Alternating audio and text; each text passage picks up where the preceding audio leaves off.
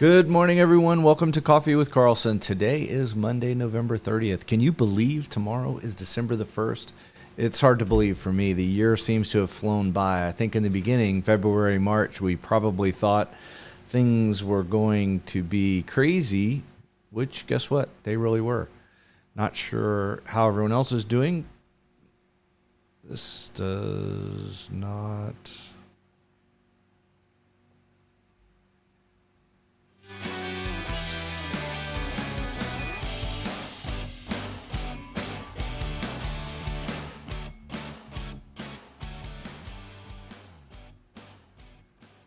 Good morning, everyone. Welcome to Coffee with Carlson. I think I just started and I didn't start right, and I'm going to start over. Again, no producer today. Dan had another meeting, so I'm here by myself. I believe I'm live, and I believe I opened it up so that everyone could share. What I was doing in previous weeks when I was doing it alone, doing the stream alone, I had it set up so that only I could see it. I guess we were testing something one day, and I never changed that setting. So it's supposed to be fixed now. I'll try and keep up with your comments if anyone has any. Thank you for watching. Today's November 30th. What a crazy year. Tomorrow's December 1st. Christmas, 25 and a half days away. Birth of Christ. Awesome day. Looking forward to that. People around the world celebrating and having a great month. Hopefully, keeping spending in check. Things have been tough this year for everyone financially. Try to keep an eye on that. As we mentioned I missed last week was Thanksgiving week. We took off with the family and had a little time, spent some time in St. Augustine. That was fantastic, very relaxing. But as we move forward, I told you guys 2 weeks ago that we were working with the Dave Ramsey organization now. Think about that. Some of Dave's principles, if you don't have the cash to buy it, don't buy it. Think about that during the holiday season. Everyone wants a gift, but most importantly is to spend time with friends and family and not worry so much about spending and buying.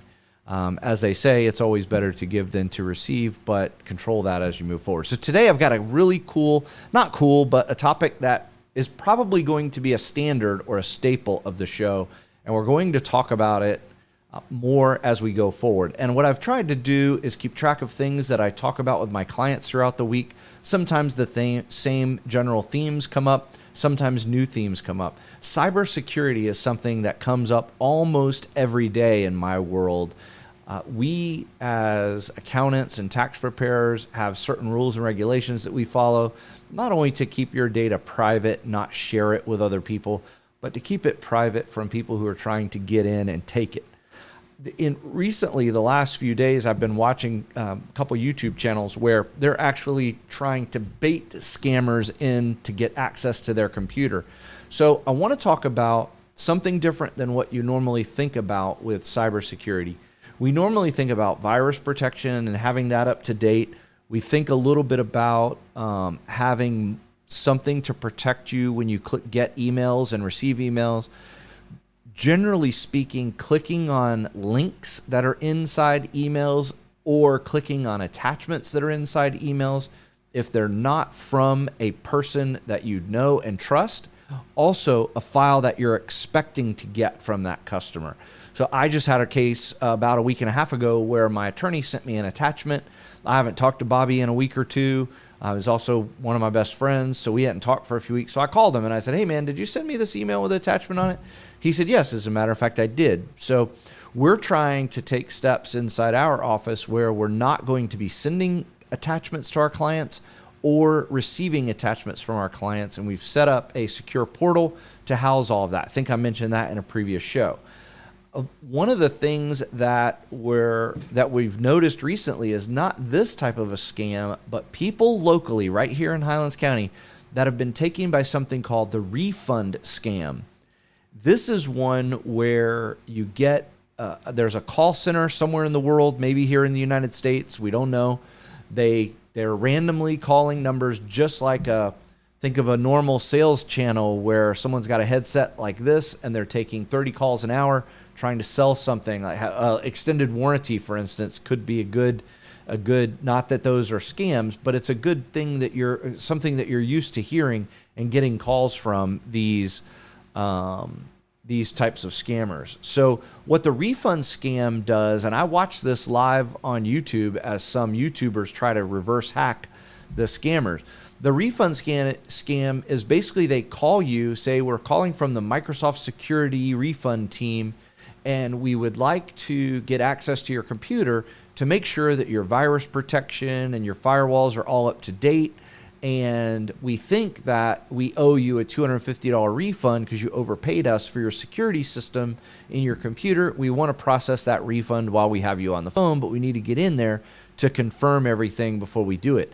And people actually do this. They say yes, they go to their computer, they log in, they get the secret website from the, they get an invitation from the person on the other end of the phone to allow them full access to their computer.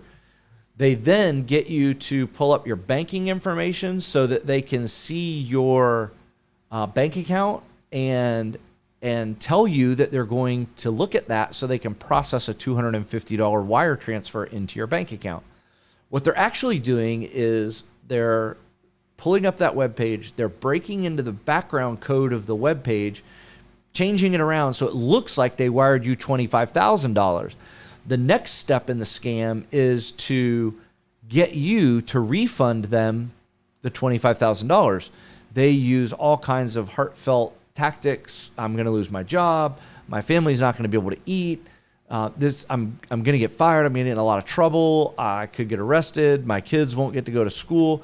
They use lots of tactics to try and get you to give them the money. And people actually do this. The person on YouTube talked to several people who had actually done it. I found out recently that a couple of people here in Sebring have fallen for this particular scam as well. And what they did in that case, it gives them full access to your computer. So they can then, if you keep your passwords in an unprotected location on your computer, they now have full access to your bank account, your shopping information. They can get into your computer whenever they want. They have access to your webcam. They can look at it. So there's all kinds of things that can get them into your computer that they can do. And people ask me all the time, but I don't understand. If they can get a password in to get into my Amazon account, what could they do? Well, they could start buying stuff and shipping it to them. Could cause you some issue. They could potentially do some verification information in order to hack your email. Once they figure out one of your passwords, most people use the same passwords over and over again. My suggestion is to always use a password generator. That's something that generates 16-digit random character passwords that are very hard to duplicate, unlike the name of your dog and the date they were born. Those things are relatively easy. A lot of people, believe it or not, use 1, 2, 3, 4 for their numeric code passwords, and they use password for their password. They don't even change any of the characters. But any iterations of those, whoops, I just kicked the tripod, could cause you some issues, so don't do that. Again, password generators are fantastic things. And one big recommendation that I always make to everyone that I talk to or will listen, hopefully you, is that anytime you get an incoming phone call from anywhere, no matter who they claim to be, from your bank, from your credit card company, from your insurance company, from your mortgage company, from anyone claiming to be someone that you don't know, and they ask you to verify information, no matter how simple it is, they could be building a profile on you to collect particular pieces of information. And the more pieces of personal information they get, might be your phone number, might be your address, might be your zip code. The more pieces of personal information they can get, the more of your profile they can build that can help them determine what your passwords might be.